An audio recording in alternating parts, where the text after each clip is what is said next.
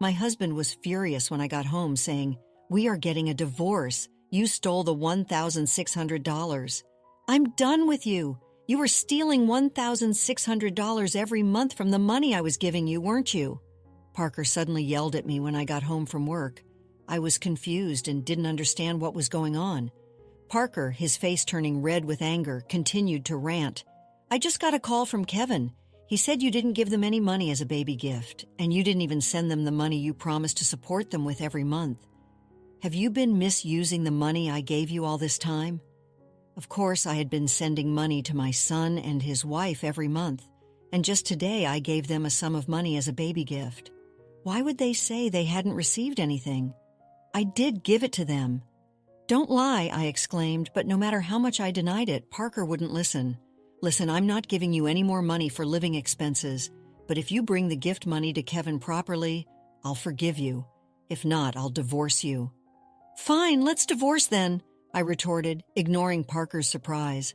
I left the house. Up until now, I had been desperately working part-time to support my struggling family finances. Despite managing both living expenses and sending money to my son and his wife, being treated like a thief was more than I could bear. I couldn't do it anymore. With Parker, who just blamed me without listening, and Kevin and Aurora, who easily lied and made me out to be the villain, I decided to cut ties with them both. With that decision, I left our home. My name is Camilla. I'm 54 years old and work part-time at a grocery store. I got married at the age of 22 and had a child right away. Parker works in sales at a beverage company and is often home late, so all the housework and childcare were my responsibilities.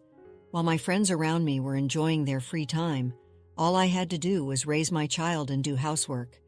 There were days when I felt beaten down, but I desperately worked hard to do housework and raise my child because I chose this path for myself. My son, Kevin, moved out when he went to college out of state. Although he found a job in the state, he started living on his own, which allowed me some leisure time. While I was living such a life, Kevin told me he had a girlfriend he wanted to marry. He's that mature now. I was deeply emotional and arranged to meet them at our home. On the day of the meeting, the woman he brought home was named Aurora. She was very cheerful and laughed a lot. Kevin was smiling the whole time, too. I was really happy that Kevin seemed to have found a wonderful partner. Both Parker and I wholeheartedly congratulated Kevin on his getting married. Things moved quickly. They got engaged and married 6 months after their marriage. Parker and I were relaxing at home one weekend when our son and his wife came to visit. Dad, I have a favor to ask you.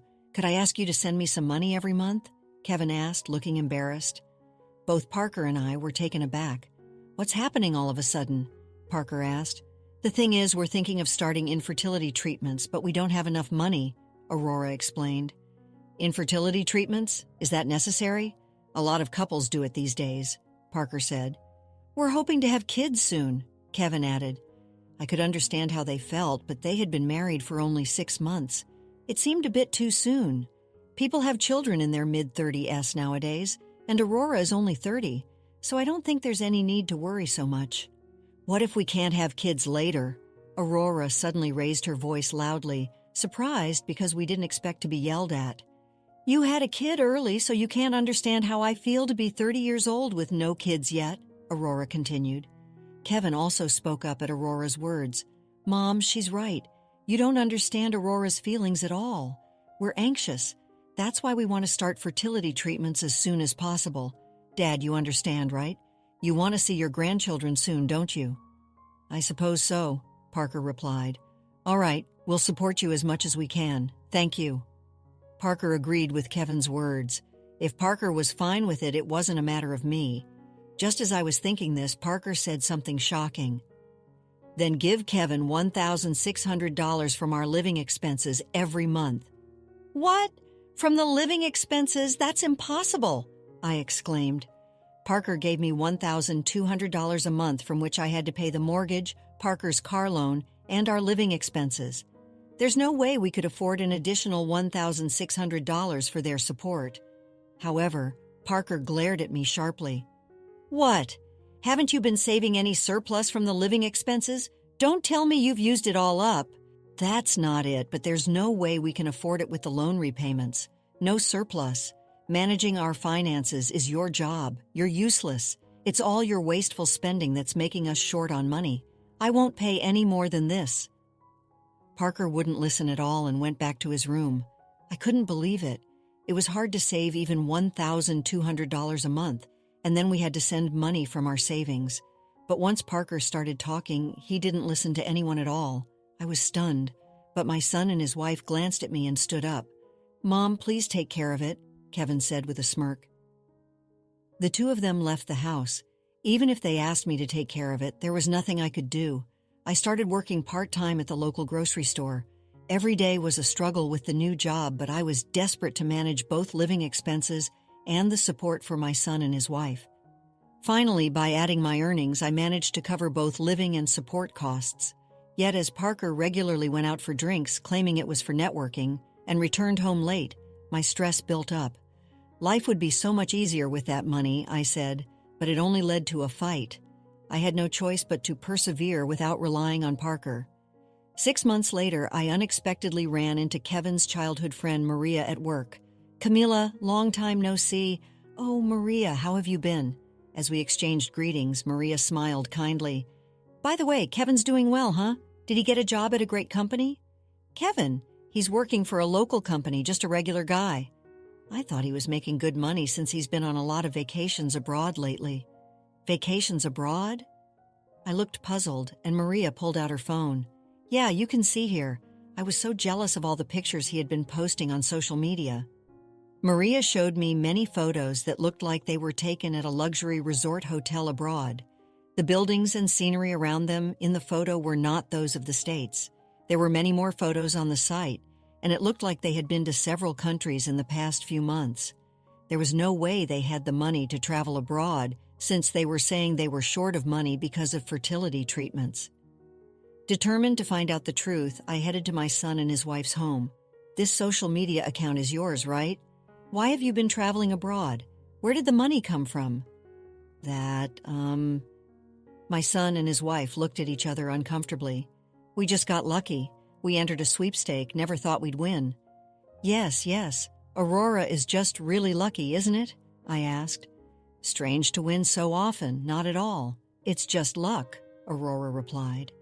My son and his wife were flustered. I couldn't help but think, are they just fooling around with the monthly support money? "I see.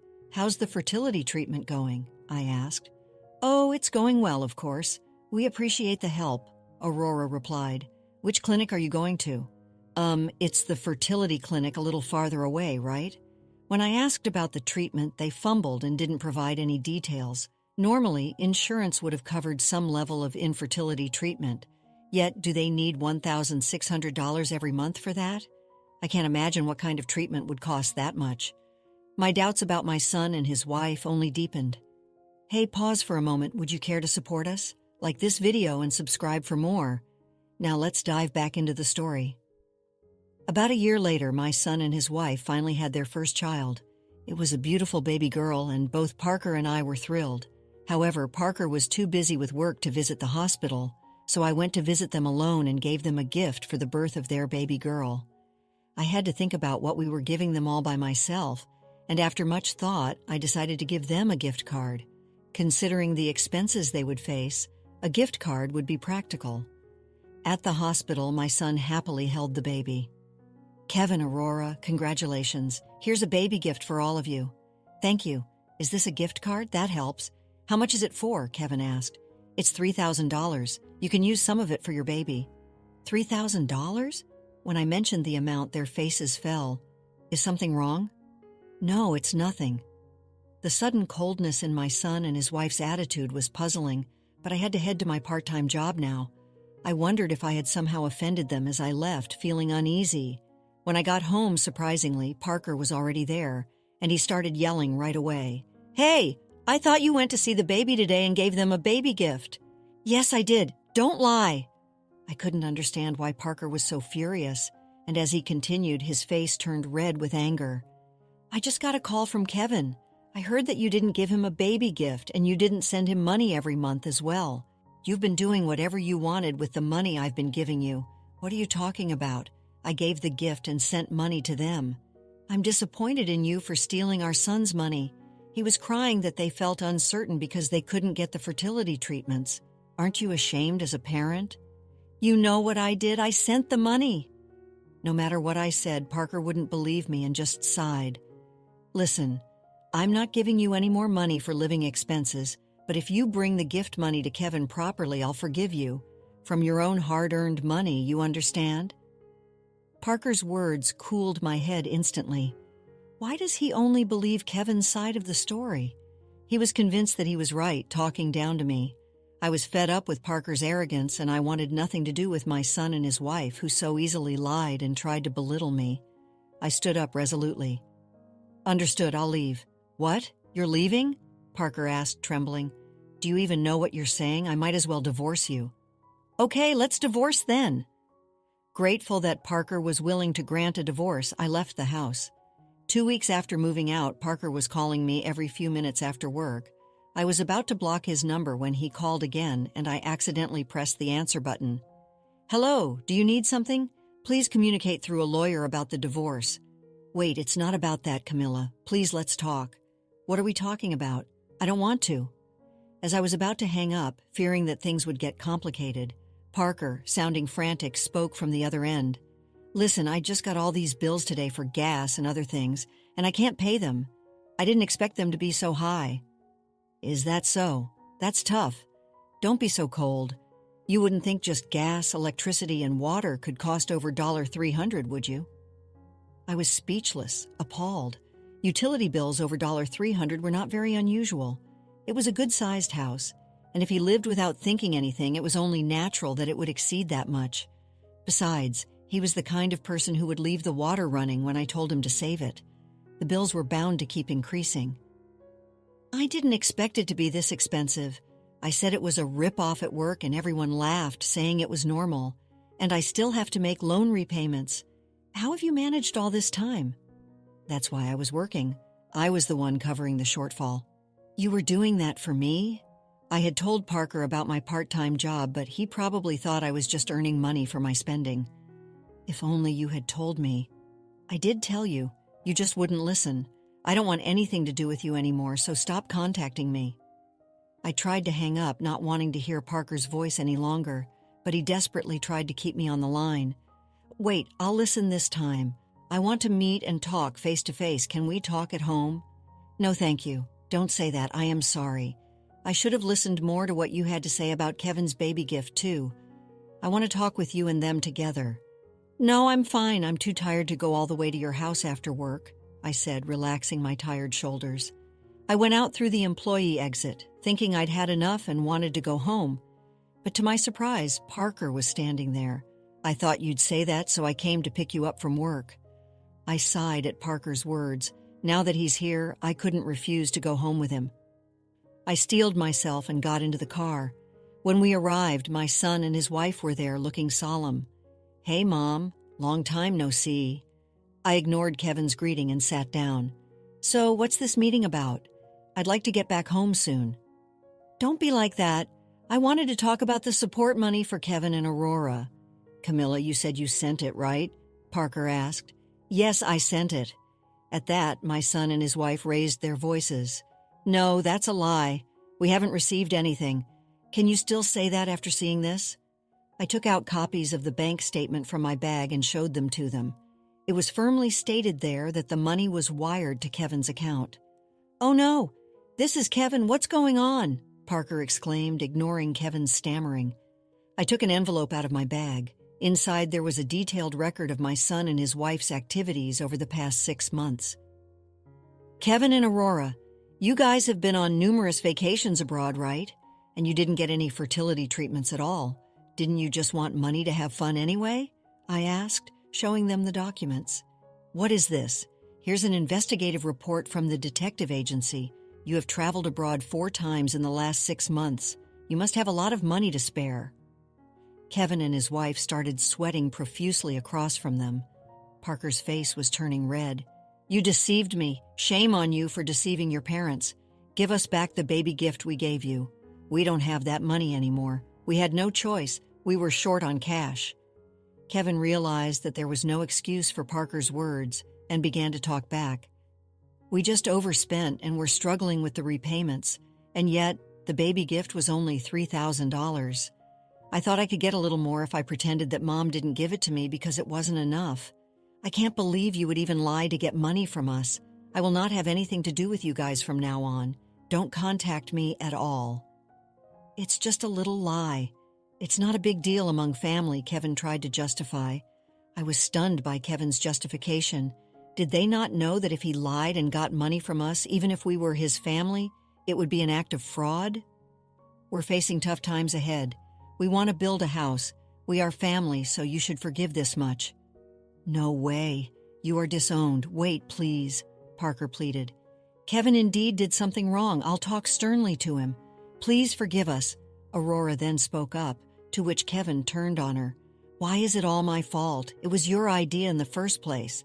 What? Don't make things up. You were the one who said if we say we need money for fertility treatments, they'll give it to us. As they began to argue, Parker clenched his fists in anger. Enough. Both of you are to blame. Never come to see us. Parker was visibly furious, his legs shaking with irritation. They must have been expecting to continue receiving financial support. The son and his wife had to look down silently and disappointedly. I was wrong. I should have believed you. I apologize. Can we start over? Parker then turned to me and apologized. I had never received an apology from Parker throughout our marriage. Perhaps the old me would have forgiven him just for the apology, but now my love for Parker was gone. No amount of apologies will change my mind. I've already filed for divorce, so we're strangers now.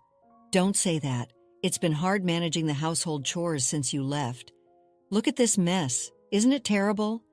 Indeed, the kitchen was littered with trash, and there were plastic bottles scattered on the floor.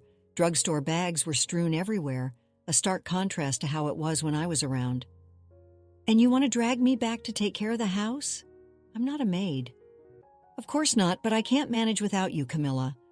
All I could do was sigh at Parker for being so selfish. It seems I had always been just a convenient housekeeper to him. I can live without you. I can manage better on my own, I said confidently. But if you're only working part-time, the income isn't that great, right? You might struggle, Parker replied, concerned. Living alone is far easier. I don't need to pay rent since I live in my parents' home. Unfortunately, there's no benefit for me to continue living with you, so I'm leaving, I explained, making my stance clear as I stood up. Parker grabbed my arm. Wait, I'm really in a tough spot. The gas and water have been shut off. I can't make it on my own. Why are you out of money? What did you spend it on since you left? I thought $600 was enough for living expenses, so I spent the rest on horse racing. At that, Parker hung his head in shame, and I was utterly dismayed. This was the result of doing whatever he wanted because he thought he would be able to save money on food and other living expenses with me gone. I had no obligation to help him. If it's really that tough, why don't you ask your son for help? The bond between husband and wife may be severed, but the parent-child bond can't be, right? We don't have any money as well. It's impossible. It's exactly because I gave you the baby gift that I'm short on money now. Pay for these living expenses. I told you no more baby gifts. I cited the argument between Parker and Kevin, feeling that it was pointless to stay involved with these people. I left the house while they were still arguing. I blocked their calls and cut ties completely. Later, I heard that Parker, having had his utilities cut off and unable to manage on his own, moved in with Kevin's family. He must have realized that he could not live on his own after all, even though he had made so much fuss about disowning his son. Cover your expenses for food. I have been supporting you, so now is your turn to help me. They were spending their days arguing. Parker probably thought living with his son and daughter-in-law would help him save on living expenses. Even after receiving some income, he didn't move out, and eventually I heard he sold his house. He spent all of that money on horse racing too, and he was truly irredeemable. I was so glad I divorced him before his gambling addiction worsened. Aurora would have been the one most bothered by living with her father-in-law. All of a sudden, she was forced to do all the housework, and dealing with her nagging father-in-law was quite stressful. She was posting nothing but complaints on her social networking account. This is something I learned from Maria, Kevin's childhood friend. Aurora wanted to divorce, but couldn't make the move because she had a little kid and no job, leaving her unable to support herself. She just kept accumulating stress. I felt sorry for her, but she got what she deserved because it was Aurora who proposed to get money for the reason of infertility treatment. She deserved it, right? Now, I'm on vacation. Until now, all the money I earned by working hard had been used up for living expenses and sending money to Kevin. But once I became single, I was able to save that money all at once. I've lived my life prioritizing my family until now, so from now on, I intend to spend my money and time on myself. Life is still long, and I want to enjoy it to the fullest. Let's conclude the story shortly. Camilla, free from the burdens of her manipulative family, embraced her newfound independence. She savored her hard-earned freedom, enjoying a well-deserved vacation, and finally prioritizing her happiness. The experience, though painful, had taught her valuable lessons about trust, self-worth, and the importance of setting boundaries. She learned that sometimes letting go is the bravest act of self-love. While Parker continued to struggle, entangled in his own self-destructive choices, Camilla thrived, finding solace in her own company and the support of genuine friends. Her life, once consumed by the demands of others, was now a testament to her strength and resilience, a testament to the power of choosing oneself. And so, Camilla, with a newfound lightness in her heart, stepped into the future, ready to write a new chapter filled with joy, peace, and the promise of a life lived on her terms. After experiencing the full journey of our story, we'd love to hear your thoughts. How did the story resonate with you? Don't forget to like, subscribe, and stay blessed. Thank you for watching, and see you in the next story.